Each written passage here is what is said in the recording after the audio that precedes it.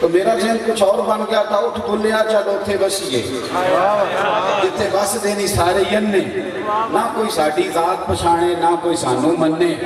فرماتی ہے کہ میں نے اسی وقت کھجور کھائی تو وہ جو تعریفیں کر رہے تھے وہ کہنے لگے یار چھوڑو، غلط فہمی میں تھے، غلط فہمی میں تھے، کہتے دنیا ہٹ گئی۔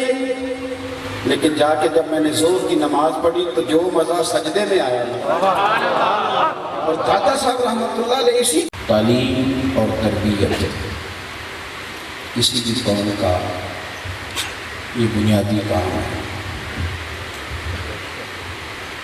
جب قومیں تعلیم کی طرف توجہ کرتی ہیں، تعلیم سے معنی ہے اپنی تربیت کے لیے کچھ سیکھنا، بحث کرنے کے لیے نہیں، آگے سنانے کے لیے نہیں، سمجھنے کے لیے۔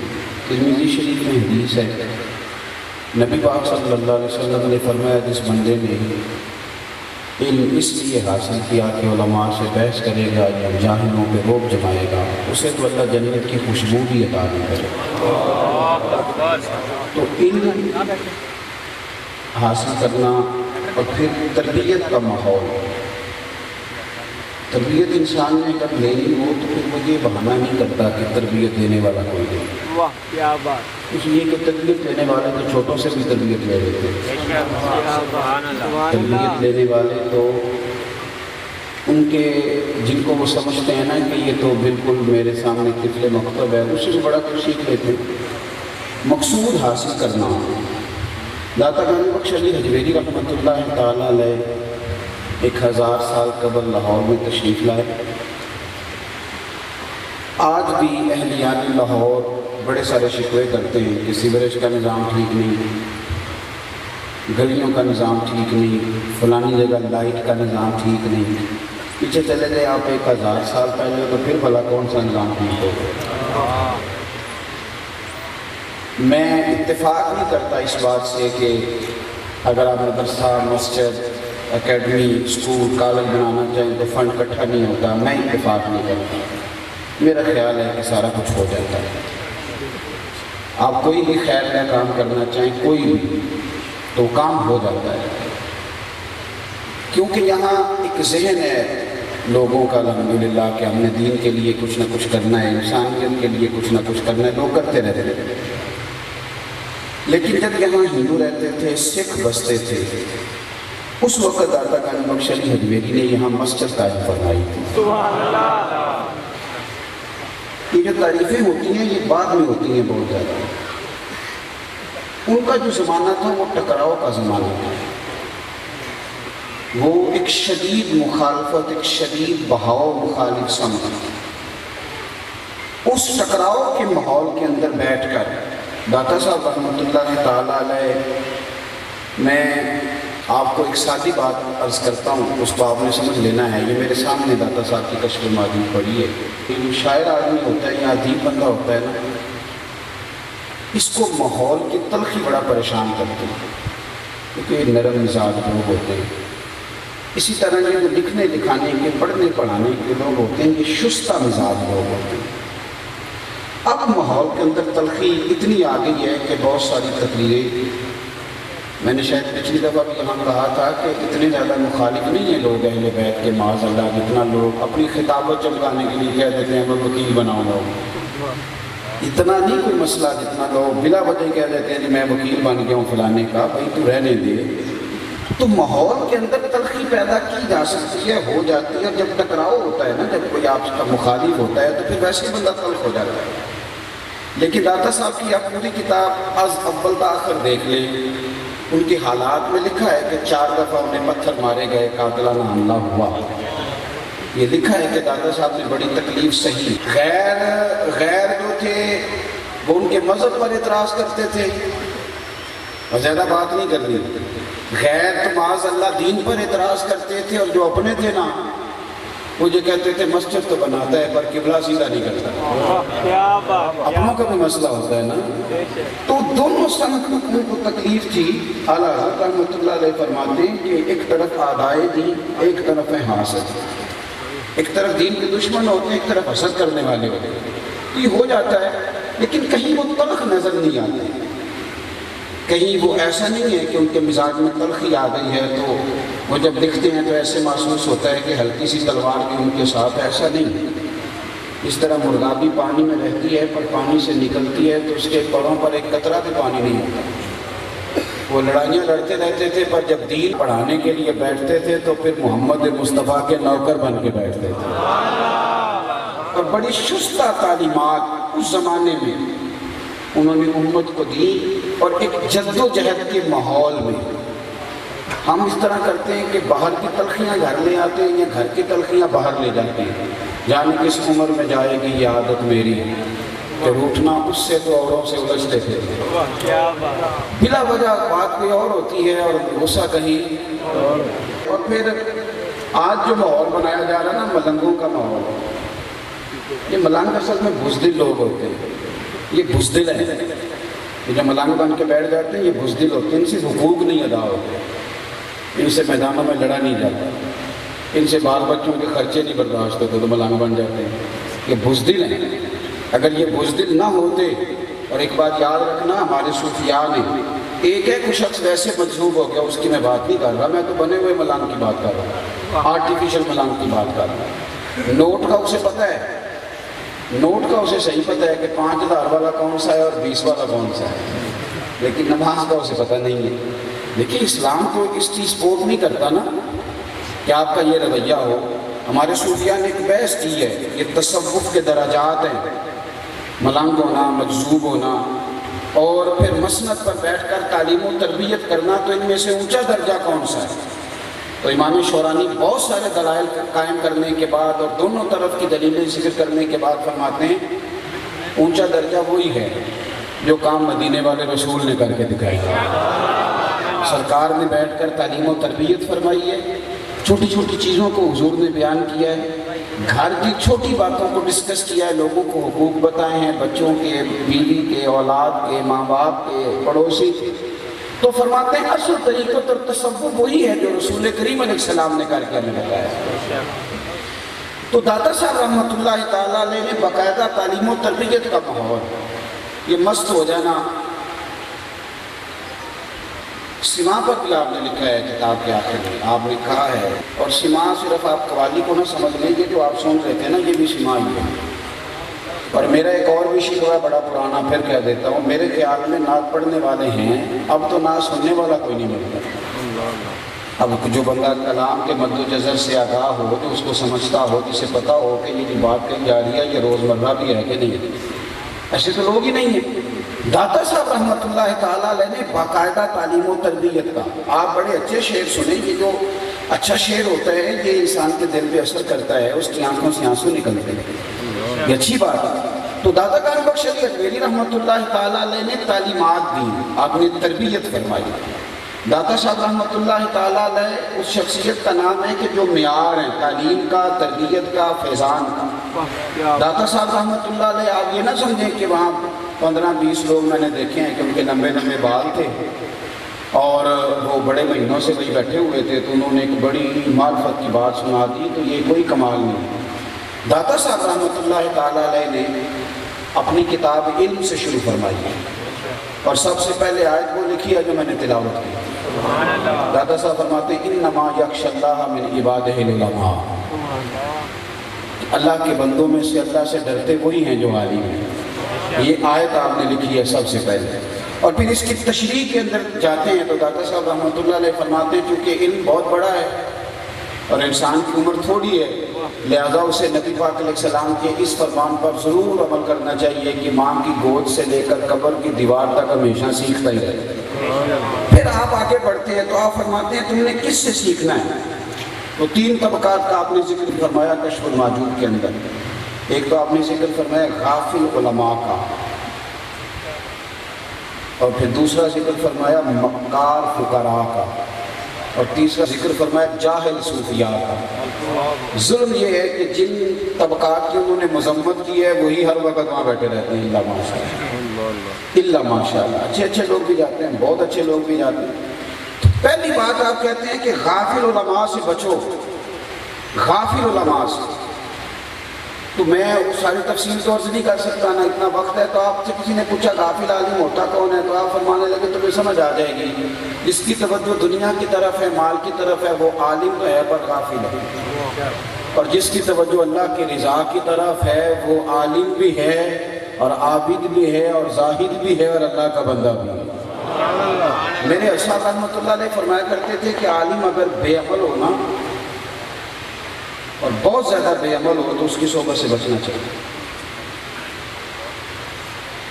تو میں نے ایک دفعہ گزارش کی، میں نے کہا حضرت باقی عالم بے عمل ہو تو صحبت سے بچنا چاہیے، تو وجہ تو آپ فرمانے لگے جب پڑھا لکھا آدمی بے عمل ہوتا ہے نا تو وہ نیرا بے عمل نہیں ہوتا، وہ اپنی بے عملی پر دلائل بھی دیتا ہے، وہ وجہ بیان کرتا ہے کہ یہ کام میں نہیں کر رہا ہے تو اس کی فلانی وجہ ہے، کیونکہ پڑھا لکھا ہوتا ہے نا۔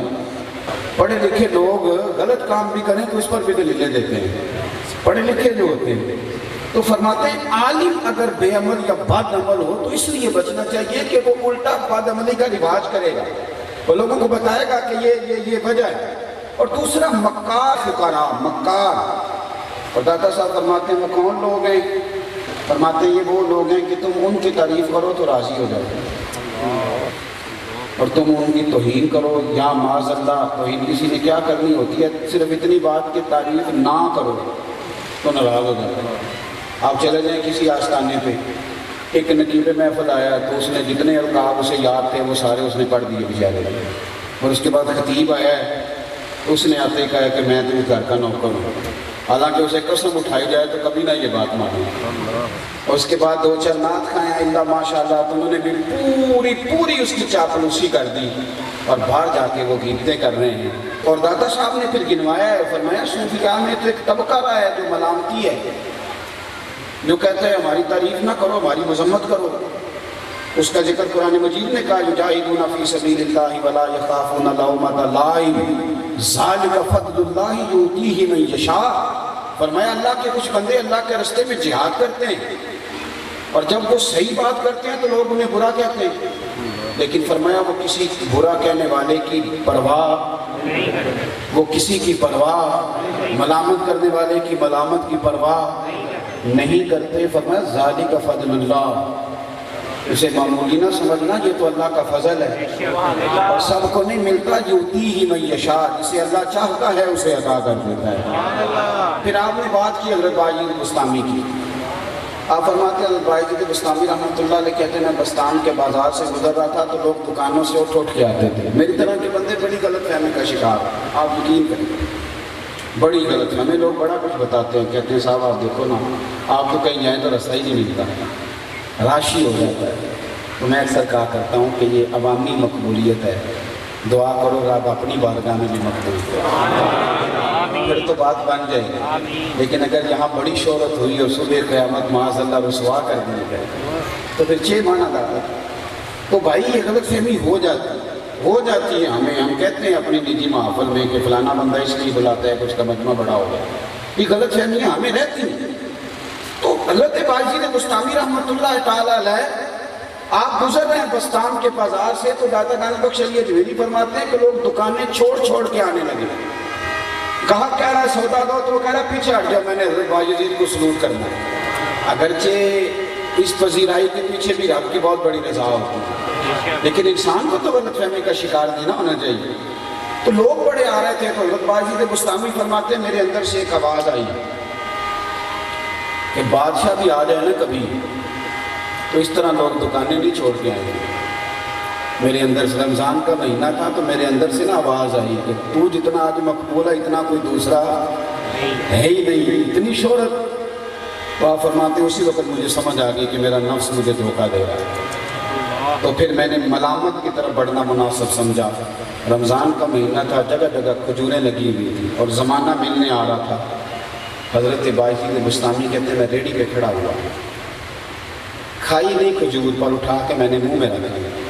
لوگ کہنے لگے دفع کرو، یہ بھی کو ولی ہے، اس نے روزہ ہی نہیں رکھا ہوا، یہ بھی کو ولی۔ لوگ بھی تو 1 منٹ ہی لگاتے ہیں۔ وہ تیری آنکھ ہو یا سنگ ملامت کی چبھن، کون پہنچا ہے میرے درد کی گہرائی تک۔ دور شہرت میں تو یاروں نے کیا یاد بہت، پر ساتھ آیا نہ کوئی کوچہ رسوائی تک۔ تو فرماتے ہیں لوگ چونکہ تعریفیں کر رہے تھے تو میرا ذہن کچھ اور بن گیا تھا، اٹھ بلیا چلو تھے بس یہ جتے بس دینی سارے یننے، نہ کوئی ساڑی ذات پچھانے نہ کوئی سانو مننے۔ فرماتی ہے کہ میں نے اسی وقت کھجور کھائی تو وہ جو تعریفیں کر رہے تو وہ کہنے لگے یار چھوڑو، غلط فہمی میں تھے، کہتے دنیا ہٹ گئی، لیکن جا کے جب میں نے ظہر کی نماز پڑھی تو جو مزہ سجدے میں آیا اور داتا صاحب رحمۃ اللہ علیہ اسی کشف الماجور میں لکھتے ہیں، فرماتے ہیں حضرت موسیٰ نے پوچھا تھا، حضرت موسیٰ کلیم علیہ السلام نے عرض کیا تھا اللہ تو کہاں ملتا ہے؟ تو رب کریم نے فرمایا موسیٰ میں ٹوٹے ہوئے دلوں میں ملا کرتا۔ یار یہ سکھی بندہ تو بیت اللہ شریف جا کے نہیں روتا، یہ تو مدینے جا کے نہیں روتے، اور جو امیر بندے ہوتے ہیں وہاں انہیں پتہ ہوتا ہے کہ اگلے مہینے میں نے دوبارہ آنا ہے، لیکن میں نے دیکھا ہے جو کمیٹی ڈال کے جاتا ہے مجھے پتہ ہوتا ہے کہ پتہ نہیں دوبارہ آؤں گا کہ نہیں آؤں گا، وہ تو پھر مسجد نبی کے دروازوں سے بھی لپٹ کے روتا ہے، اور جس کی بیٹی تکلیف میں ہوتی ہے وہ تو خانہ کعبہ کے غلاف سے چمٹ کے روتا ہے، نہ بچا کے تو رکھ اسے تیرا آئینہ ہے وہ آئینہ، شکستہ ہو تو عزیز تر ہے نگاہ آئینہ ساز میں۔ تو داتا صاحب رحمۃ اللہ تعالیٰ علیہ فرماتی ہیں کہ تم یہ تعریف کے چکر میں نہ پڑو، اس سے باہر نکلو، لوگوں میں پذیرائی ہو بھی گئی تو کیا ہوا؟ ایک جگہ پہ میں حاضر ہوا تو مجھے ایک صاحب کہنے لگے آج اس طرح کی تقریر کرنا بندے راضی ہو جائے، میں کہیں جی نہ کرنا جتنا اللہ راضی ہو جائے، بندوں کا کیا ہے، سارے تو راضی ہو ہی نہیں سکتے، کچھ کا خیال ہوتا ہے کہ پیر کے کپڑے پھٹے پرانے ہونے چاہیے، اب کیسے پھٹے پرانے پہنے جب اللہ نے صحیح دیے ہوئے ہیں، اور کچھ کا خیال یہ ہوتا ہے کہ پیر صاحب کا بڑا اعلیٰ قسم کا رکھ رکھاؤ ہونا چاہیے تو پھر پیر جچتا ہے، تو میں نے کہا کیسے پورے اتریں گے، وہ کام کریں جس سے اللہ راضی۔ اور تیسرا پھر فرماتے ہیں غافل صوفیاء سے بھی بچو۔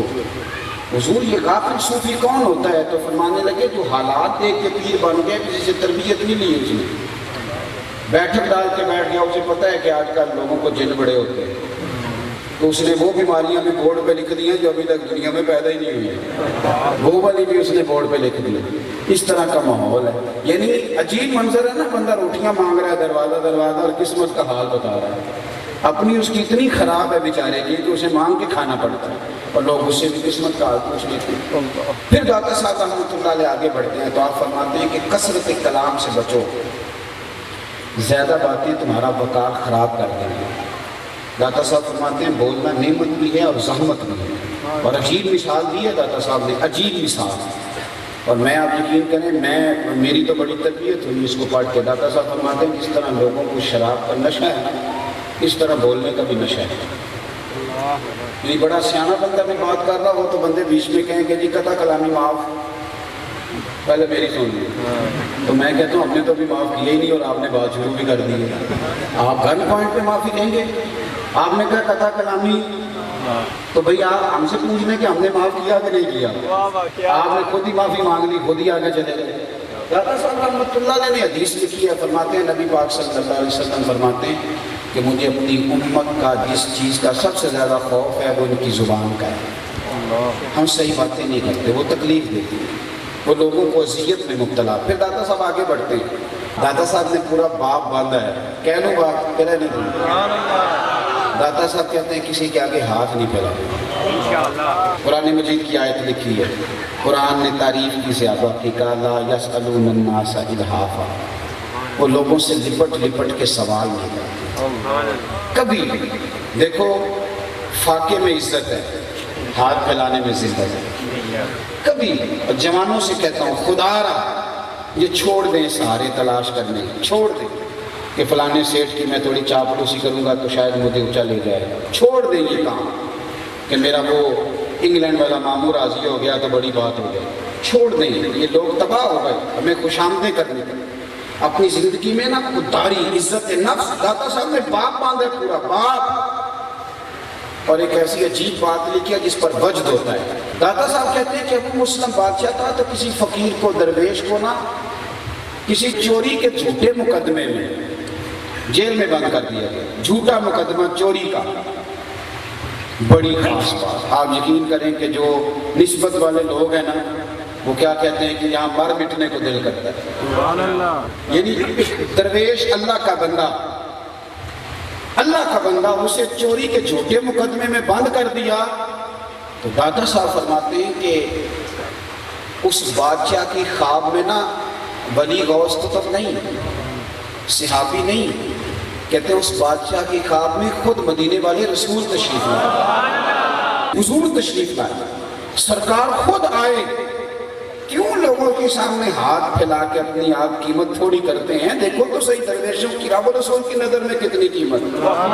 خود سرکار تشریف لائے اور حضور فرمانے لگے، سنو، داتا صاحب نے لکھا ہے، سرکار فرمانے لگے تو نے اللہ کا ایک دوست قید کر دیا ہے، اس نے کوئی چوری نہیں کی، جھوٹا مقدمہ، جا کے اسے آزاد کر۔ بادشاہ نے بھی کوئی پولیس والا نہیں بھیجا، خود اٹھا، نہ سر پہ کپڑا باندھا نہ پیروں میں جوتے، دوڑا گیا، دوڑا جا کے جیل کا دروازہ اپنے ہاتھوں سے کھولا، درویش کو باہر نکالا اور پھر ان کے ہاتھ چومے اور پھر ان کو جو اس وقت خدمت کر سکتا تھا کی، کھانا کھلایا، پانی پلایا۔ جب وہ رخصت ہونے لگے نا، اللہ کرے سمجھ آ جائے اور ہمیں خودداری ہمارے دلوں میں پیدا ہو جائے، بھائی گردن کو جھکا دیتا ہے خیرات کا پتھر، اور جہاں میں مانگنے والوں کے سر کبھی اونچے نہیں ہوتے۔ ایک شاعر کہیں بیٹھا تھا تو اب ڈر بھی لگتا ہے نا شاعر بھی کہیں ناراض نہ ہو جائے، تو کئی شاعر ایسے ہوتے ہیں ان پہ رحم بھی بڑا ہوتا ہے، بیچارے کتنے دن منہ نہیں دھوتے، بال سارے نہیں، تو بیچارہ بڑی خستہ حالی میں کہیں بیٹھا تھا ساگر صدیقی کی طرح، تو کوئی بندہ گزرا تو 5 روپے اسے دے گیا، تھا خوددار، اس نے آواز دی، اس نے کہا یہ کیا ہے؟ کہنے لگا آپ کو ضرورت ہوگی، آپ غریب ہیں تو رکھ لیں۔ تو اس نے کہا ادھر آپ نے پیسے، اور بڑا کمال بات کر دی، کہنے لگا یہ آرزوئے کرم اور میں آپ سے کروں، یہ آرزوئے کرم اور میں آپ سے کروں، یہ بھیک اس کو دیجیے جس کا خدا نہ ہو۔ جا میرے رب رسول ہیں، مجھے دے لیں گے، جب مجھے ضرورت ہوگی ان سے مانگ لوں گا۔ یہ آرزوئے کرم اور میں آپ سے کروں، یہ بھیک اس کو دیجیے جس کا خدا نہ ہو۔ تو درویش کو کوٹھڑی سے نکالا، اور جب وہ باہر نکل رہے تھے تو بادشاہ کہنے لگا بابا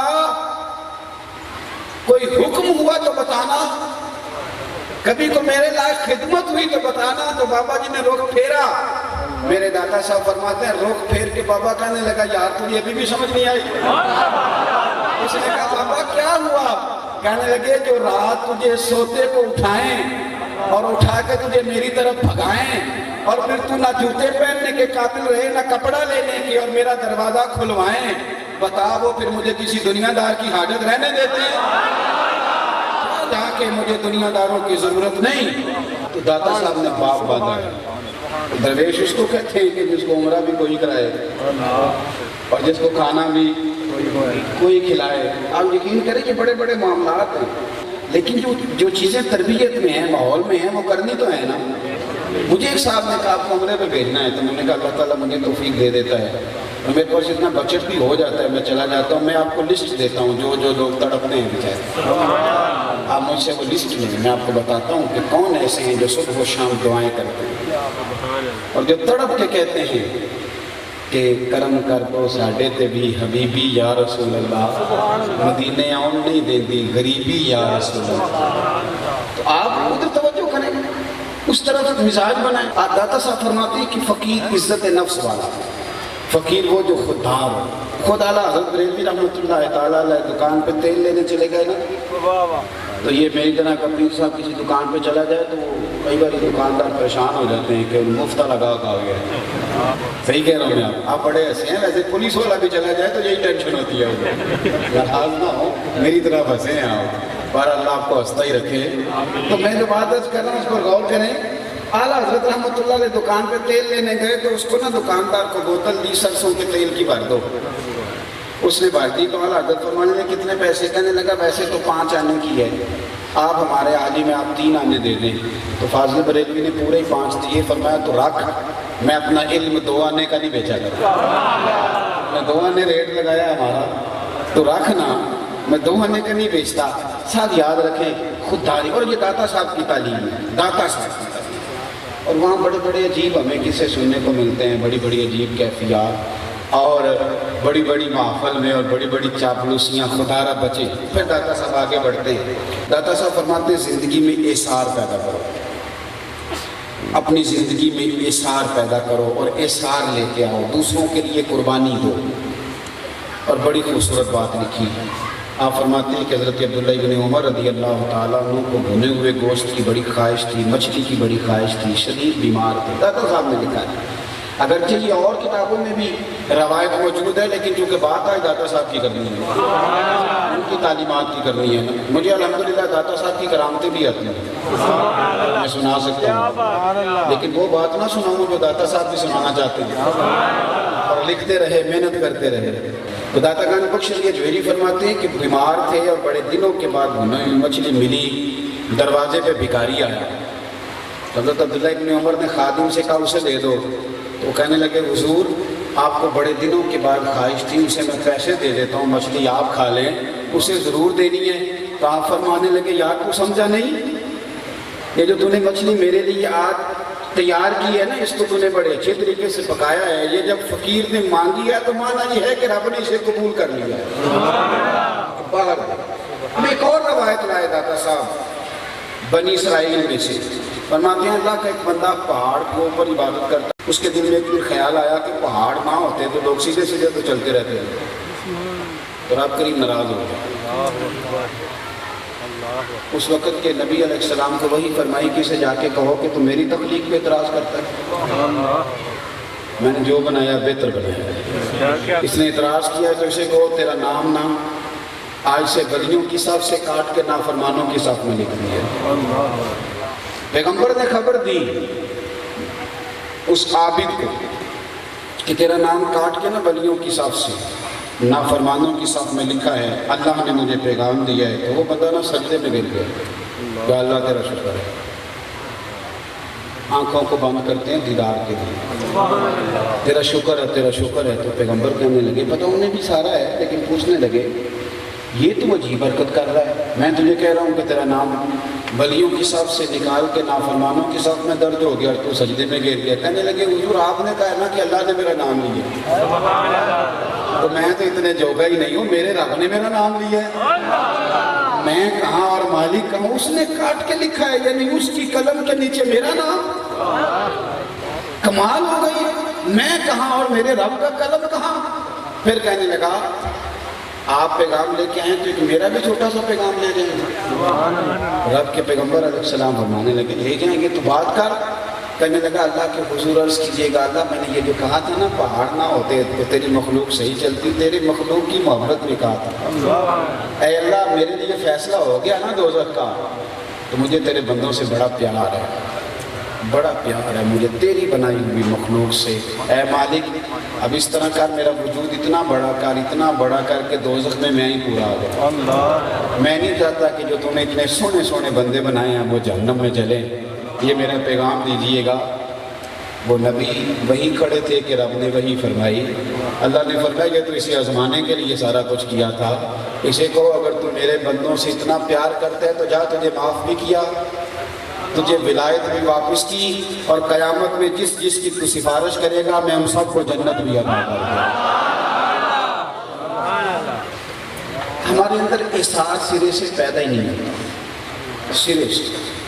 اگرچہ میں نے باتیں داتا صاحب کی ساری لکھی ہوئی کرنی تھی، پر ایک حدیث آ گئی سامنے. کچھ چیزیں ایسی ہوتی ہیں جہاں بندہ ٹھہر جاتا ہے.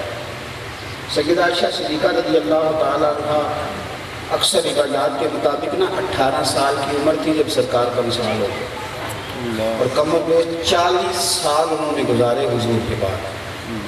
تو آپ کو پتہ ہے نبی کی ازواج نکاح نہیں کر سکتے، اور پھر سیدہ عائشہ نے امت کو جو کچھ دیا ہے، دین کا بہت بڑا حصہ سیدہ عائشہ صدیقہ کے احسان کی وجہ سے امت کے پاس.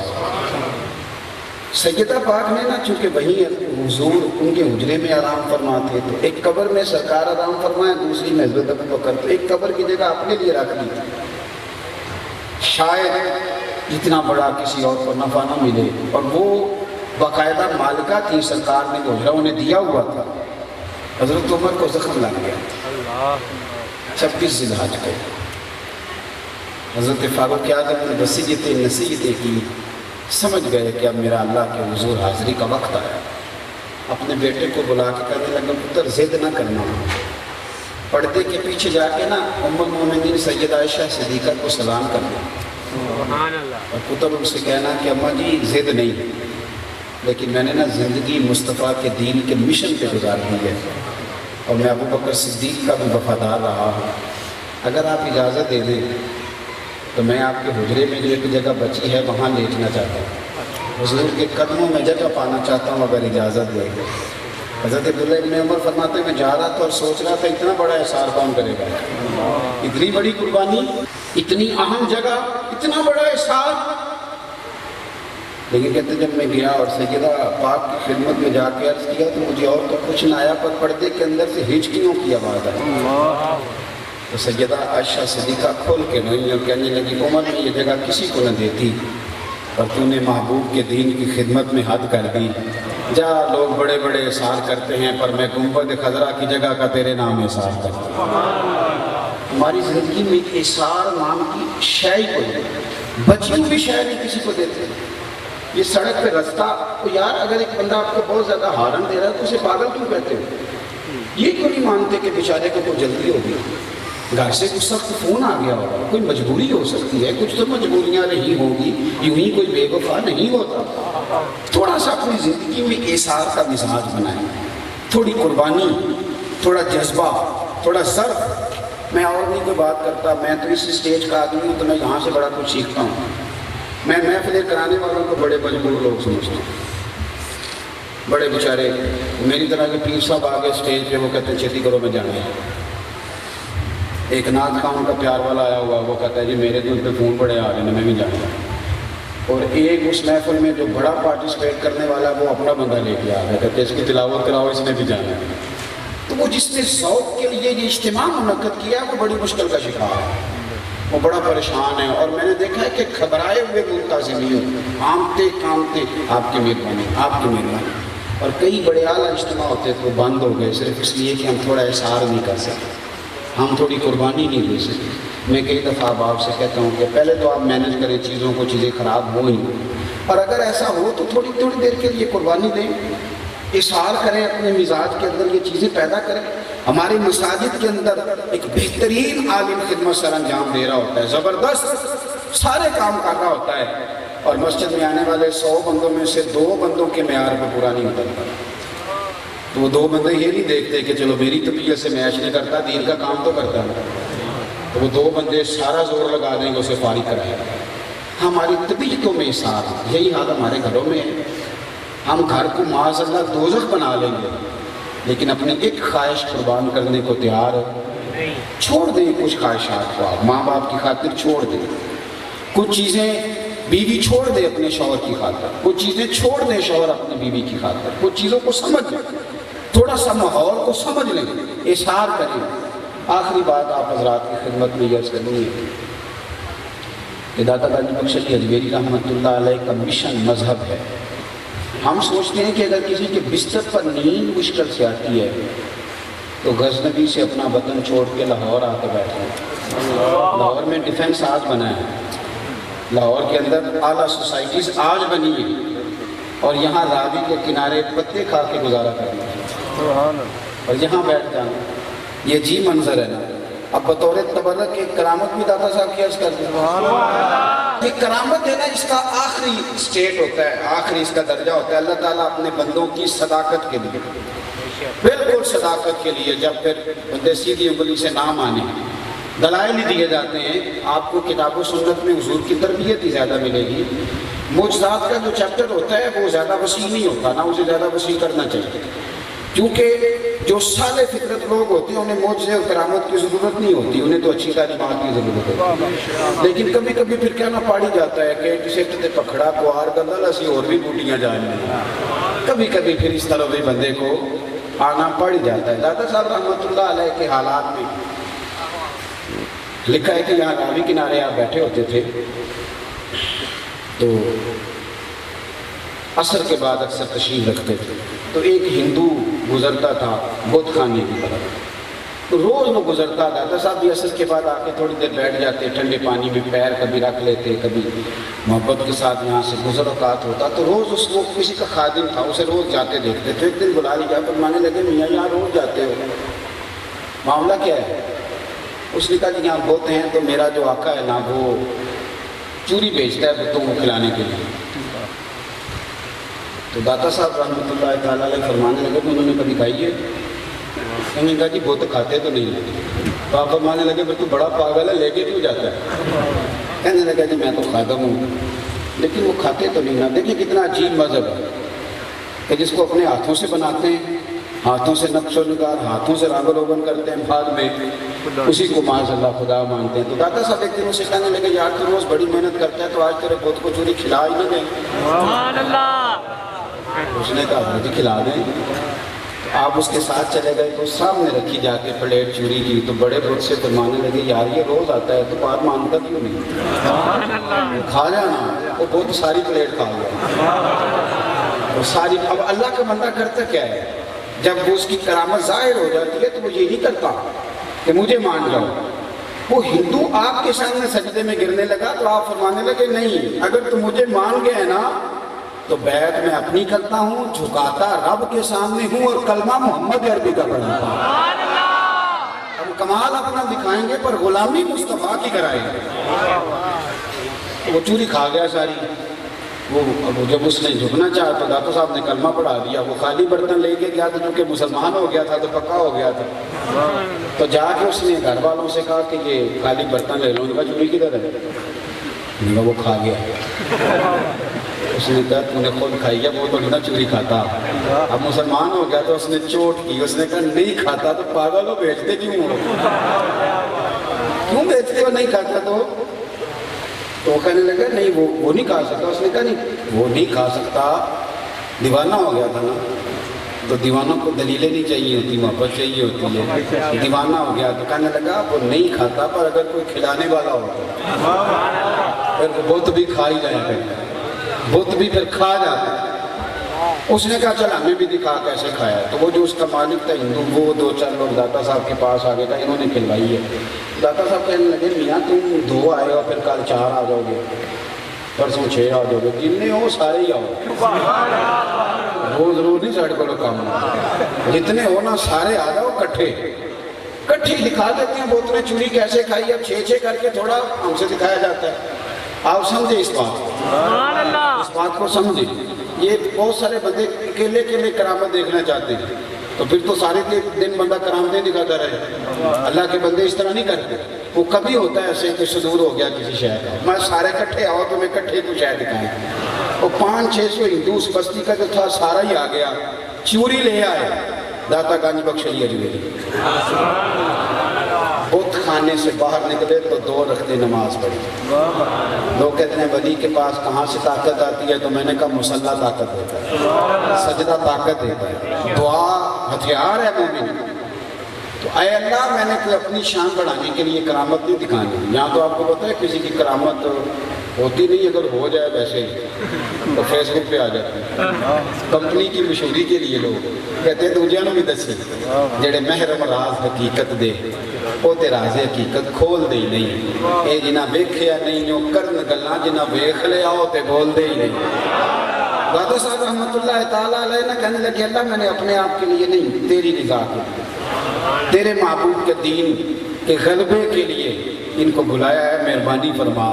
دعا مانگی، پھر داتا صاحب آئے اور بت کے سامنے پرات رکھی چوری والی، اور فرمانے لگے بھائی یہ سارے دیکھنے ہیں، چل اس طرح کر کھا۔ تو سینکڑوں کا مجمع تھا جس نے دیکھا کہ بت چوری کھانے لگا۔ اور جب ہندو لپکے نا داتا صاحب کی طرف، کچے نظریات کے لوگ ہوتے ہیں تو جلدی لپکتے ہیں اور انہی عقیدتوں کو لوگ پھر غلط استعمال کرتے ہیں۔ جب وہ لپکے داتا صاحب فرمانے لگے نا بھائی تمہیں پتہ نہیں میں سجدے سے اٹھ کے آیا ہوں، تم ادھر نہ ہو۔ تو انہوں نے کہا یہ کمال کہاں سے آیا کہ بت نے آج چوری کھائی، ہماری تو نسلیں پوجا کر رہی ہیں، کبھی ہلے بھی نہیں۔ تو داتا صاحب فرمانے لگے یہ اس خدا کا کمال ہے جس نے محمد عربی کو اپنا رسول بنا کے بھیجا۔ تو لہذا انہوں نے کہا جی اب کرنا کیا ہے؟ فرمایا کرنا یہ ہے کہ تم سب نے میرے رسول کا کلمہ پڑھنا۔ پوری کی پوری بستی کلمہ پڑھ کے مسلمان ہو گئے۔ تو داتا صاحب رحمۃ اللہ تعالیٰ علیہ نے اپنی تعلیمات، اخلاق، کردار اور کرامات کے ذریعے منظم، خوبصورت اور ایک بہترین مسجد داتا صاحب نے بنائی۔ مسجد، واعظ و نصیحت کے سلسلے، تعلیم و تربیت کے سلسلے، بیت و ارشاد کے سلسلے، یہ خوبصورتیاں بناتی ہیں۔ اپنے آپ کو اپنے آپ کو مسجع مکفّا کریں، اپنے آپ کو میٹھا کریں، خوبصورت کریں۔ جو تھوڑی بہت فصل کے اندر جڑی بوٹیاں آ جائیں انہیں تلف کر دیا جاتا ہے، وہ گاتی ہیں کئی دفعہ نہ چاہتے ہوئے بھی جڑی بوٹیاں کون سا ان کا بیج ڈالتا ہے۔ اسی طرح اخلاق میں بھی کچھ کمزوریاں انسان کے نہ چاہتے ہوئے بھی پیدا ہو جاتی ہیں، لیکن اچھا کسان وہی ہوتا ہے کہ جو جڑی بوٹیوں کو تلف کرتا رہے اور جو اخلاقی رویے ہوں انہیں کھاد بھی ڈالتا رہے، پانی بھی ڈالتا رہے اور آبیاری بھی کرتا رہے۔ دعا ہے اللہ تعالیٰ ہمیں ان کی تعلیمات پر عمل پیرا ہونے کی توفیق رفیق عطا فرمائے۔ آخر دعوانا الحمدللہ۔